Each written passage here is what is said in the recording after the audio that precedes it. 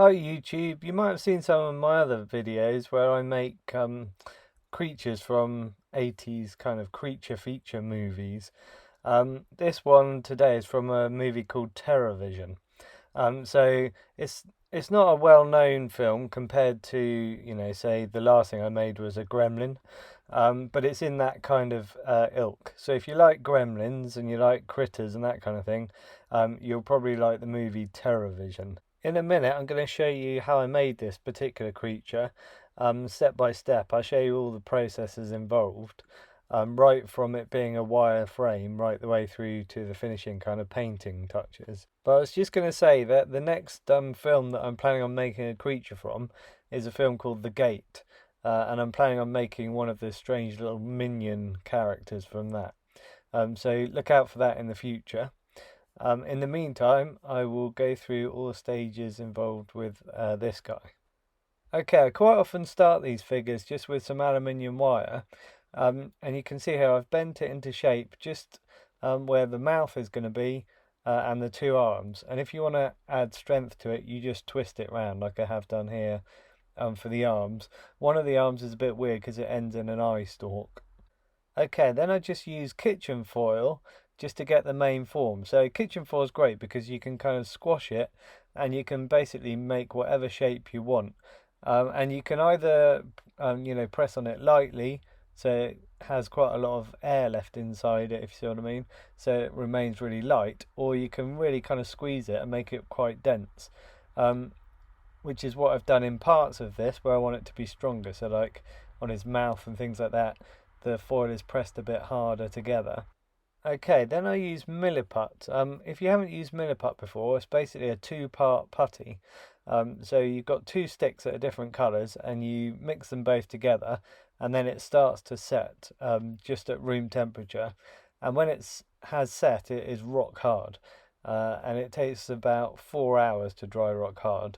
But you can see here I've just used it just for his lips, the tops of his arms, and his eyebrow ridges. Okay, I could have carried on covering all of the tinfoil with Milliput, but to save a bit of money, what you can do is just get some kitchen paper, like I've done here. And what I do is I stack up about a dozen sheets of kitchen paper, and then I just tear pieces, like I've done here. So each of these little stacks has got 12 bits in, and then what you can do is basically like paper mache, dip it in some really strong industrial PVA glue, and then you just coat over the top of the foil with it. And that just makes all the foil nice and firm and hard because it's got a sort of crusty layer of kitchen paper over the top. And the kitchen paper's got kind of holes in it, so it's got really nice texture to it. Okay, so here you can see the figure with the kitchen paper added over the top of the foil. And then what I've started doing here is making teeth. So I've made a whole load of teeth out of Milliput. I've made the eyeballs and the little hook thing that goes on his hand. Right, so I love this stage. So what you do is you basically roll like a couple of sausages of Milliput, and you press them into where the gums are in his mouth. And then while that is still soft, you then put all the teeth, which have now hardened, into the gum line. So you can see here I've done the top jaw, I've stuck all the teeth in the top gums, and I'm now working on the bottom jaw. I've just put one tooth in so far in this image, and all the other teeth are there ready to go in the bottom jaw. Okay, you can see in this image what I've done is I've attached the claw onto the end of his arm. I actually ended up cutting off some of the other arm so I could stick the other eyeball on top of it. And you can see I've gone around the bottom edge of him doing like a sort of Milliput frill. That just kind of strengthens the edge of the base of him. Okay, in this image you can see I've just built up more of his face, put his nostrils on, more wrinkles around the eyes and that kind of thing.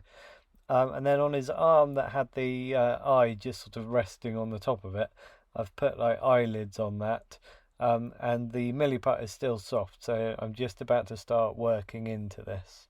Right, so I've added wrinkles to his arm with the eye on it, and I've added a whole load of tentacles all the way around his body. Okay, I'd run out of black paint, so I mixed some really dark green with some really dark red. And I got this, which is essentially just really deep brown colour. And I've painted the whole creature, apart from his gums and his teeth, in this colour. Alright, then I mixed a really dark flesh colour. So I used yellow ochre with a tiny bit of crimson mixed in with it. And that gave me this dark flesh colour. This is acrylic paint, by the way. I use System 3 acrylic paint. And what you do is you just use your brush, and it's called dry brush. So you have hardly any paint on the brush, and you basically rub it on a bit of paper until you can hardly see any paint coming through at all.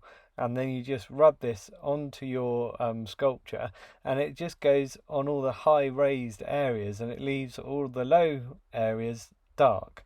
So the low areas still look like they're in shadow, and the high areas look like they're in highlight. I then painted his tentacles at his sides and his gums in magenta. I then added some white to my original flesh colour, just to make a light flesh colour. And I did the same thing, dry brush again, but this time you're just doing it on the uppermost parts where you think the light would be hitting your creature. I then painted his teeth, so I started with yellow ochre, painted all of his teeth flat yellow ochre first, and then I used white at the tips and kind of faded from the tips down into the yellow ochre at the base where it met the gums. I then painted his eyes white, let that dry, and then I made this light sort of turquoise colour, so blue, green, a little bit of white, a little bit of yellow ochre in there as well, and that was the base colour for his eyes. Okay, lastly I went back to my original dark colour and just watered it down a little bit, and I used this to do the outside edge around his kind of retinas and his pupils as well. I also took some of the crimson colour and really watered it down to make more of like a wash, and I added this just into some of the the corners and the edges, so like sort of in gaps underneath his eyes, underneath any kind of fleshy ridges, that kind of thing. Okay, I really enjoyed making this one, and it was really quick because it's such a small creature. I did this in a weekend, which is quite fast for me.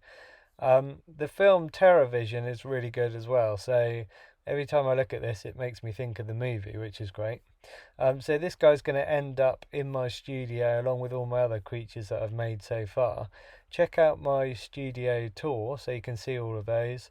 It's mainly things from creature feature movies, especially from the 80s, but it's also, creatures and things that I've designed and made up myself. Make sure you hit subscribe so you can see anything that I make in the future. I've got a massive list of creatures from various movies that I would like to make at some point.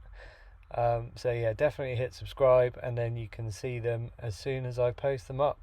Thanks for watching, and I'll catch you in the next video.